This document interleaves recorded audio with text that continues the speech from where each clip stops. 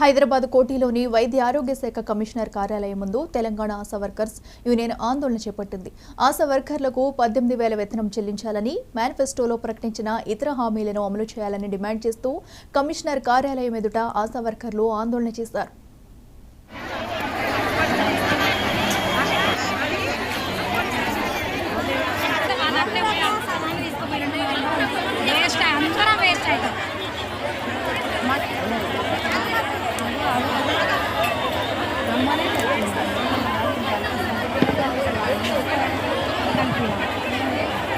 Please మీరు వెనకాల జరగాలి. మీరు తప్పు అర్థం చేసుకోవద్దు.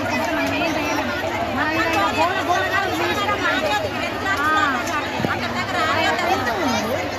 నిలబడదు అంటే నిలబడదు.